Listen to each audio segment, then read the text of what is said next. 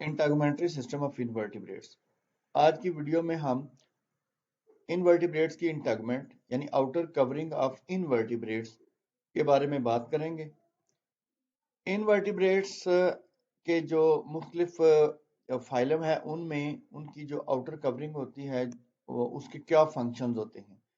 तो सबसे पहले हम ये देखते हैं कि जो इंटेगुमेंट है या outer covering of the body है वो काम क्या करती है किसी ऑर्गेनिज्म के लिए। सबसे पहले ये मैकेनिकल और केमिकल इंजरी से बचाती है। माइक्रो ऑर्गेनिज्म जो है उनके इंट्रूजन उनकी एंट्री को जो है वो प्रोहिबिट करती है। इसी तरह ये बॉडी के टेम्परेचर को रेगुलेट करती है। एक्सक्रीशन ऑफ वेस्ट मटेरियल जो है उसको जो है ये मॉनिटर करती है, या जो एक्सक्रीटरी मटेरियल होती है उनको बॉडी से पास ऑन करने में हेल्प करती है। इसी तरह जो है अल्ट्रा वायलेट रेडिएशन के जो एक्शन से विटामिन D3 की फॉर्मेशन है उसको रेगुलेट करती है।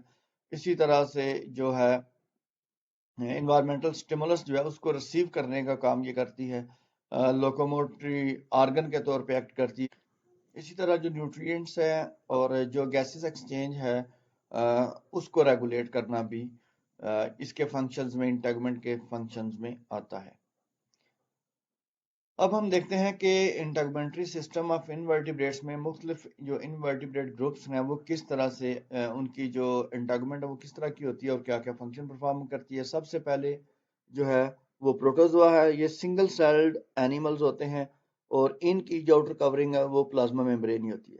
जो सेल मेम्ब्रेन है वही प्लाज्मा मेम्ब्रेन है, तो लिहाजा सेल मेम्ब्रेन जो है वो इनकी इंटेगुमेंट के तौर पे एक्ट करती है। ये तमाम वो फंक्शंस परफॉर्म करती है जो आम तौर पे एक जो इंटेगुमेंट्री सिस्टम करता है। इसी तरह से जो प्रोटोजोआ है इसमें स्पेशली जो पैरामीशियम है उसमें they have a thick protein coat called pellicle outside the plasma membrane. ये एक एडिशनल स्ट्रक्चर होता है जो प्रोटोजोआ के इस ग्रुप के अंदर यानी पैरामीशियम वगैरह में ये मौजूद होता है। ये क्या करती है, ये पेलिकल्स जो होती हैं ये सेमी रिजिड स्ट्रक्चर्स होते हैं जिनका काम ये होता है कि वो सिलिया और फ्लैजेला जो है उसकी मदद से जो है ये जो मूवमेंट ऑफ बॉडी है उसको रेगुलेट करती है। Integumentary system of multi cellular invertebrates को अगर हम देखें तो most multi cellular invertebrates have an integument consisting of a single layer of columnar epithelial cells. आप ये देख रहे होंगे कि इसमें जो है ना ये जो एपिथेलियल सेल्स हैं जो उनकी एक सिंगल सेल लेयर है, ये बेसिकली जो है एक लिविंग कंपोनेंट होता है इस क्यूटिकल का या एक जो इंटेगुमेंट है। इसमें बाकी जो इसके जितने भी पार्ट्स होते हैं या उसके जो सेगमेंट्स हैं वो सारे के सारे यही सिक्रीट करती है, और वो बाकी सारे जो इसके कंपोनेंट्स हैं वो नॉन लिविंग मैटर होता है।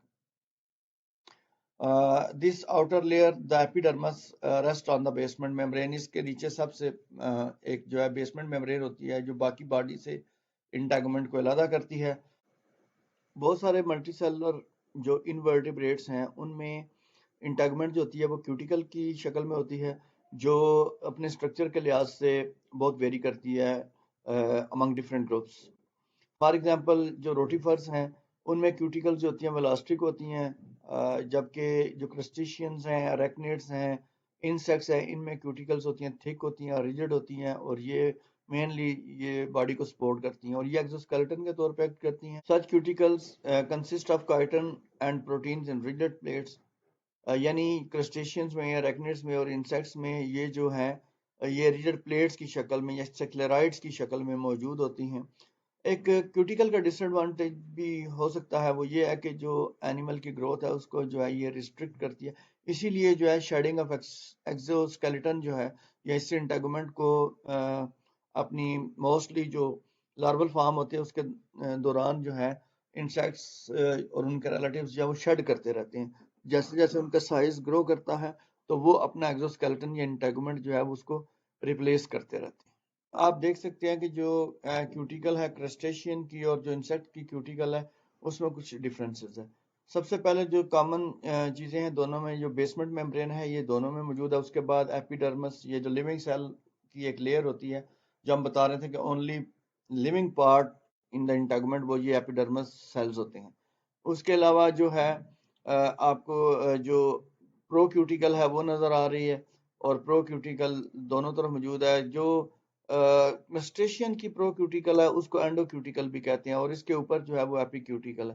اسی طرح جو پرو کیوٹیکل ہے انسیکٹس میں، اس میں آپ دیکھ رہے ہیں کہ اینڈو کیوٹیکل ہے اور ایکزو کیوٹیکل ہے.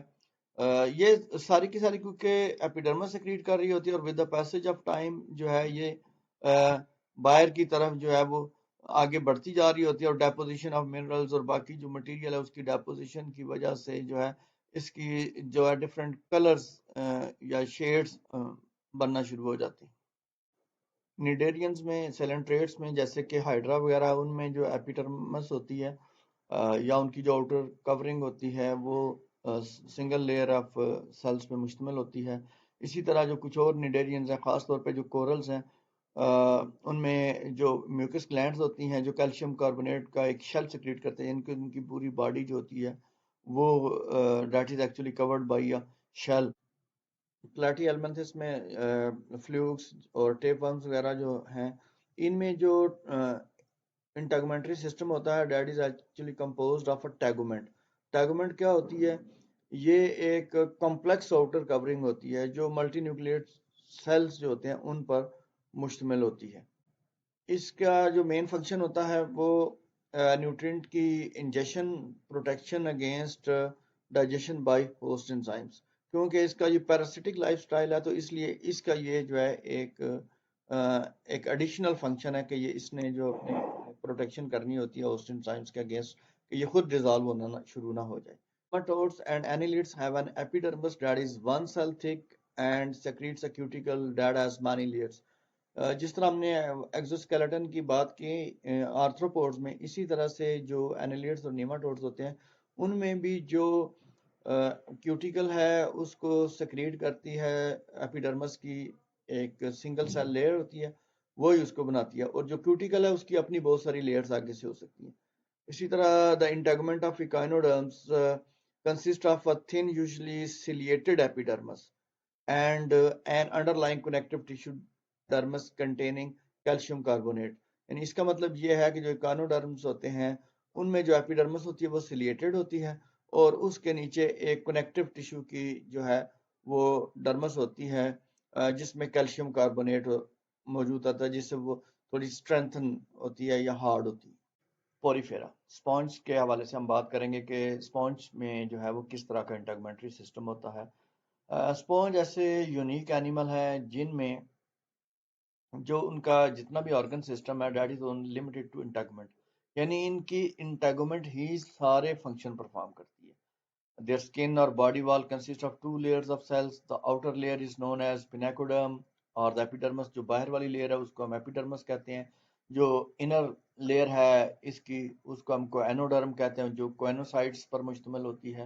اور یہ دو لیئرز ہی جو ہیں یہ پوری کے پورے آرگنزم کے اندر جو ہے وہ آرگن کے طور پہ جو ہے وہ ایکٹ کر رہی ہوتی ہیں. وہ جو آؤٹر لیئر ہے وہ اس کی آپ یوں سمجھ لیں کہ جو اس کی انٹیگومنٹری سسٹم کا وہ حصہ ہے جو انوائرمنٹ کو ڈیل کرتا ہے، اور جو اس کی انٹرنل جو لیئر ہے جو کوئنوس ڈرم پہ مشتمل ہے وہ اس کے جو اندر کینال سسٹم ہے جس میں سے وہ واٹر کرنٹس گزرتے ہیں اور جہاں سے وہ اپنے نیوٹریشن اور باقی چیزوں کا ایکسچینج کرتی ہے اس پہ مشتمل ہے.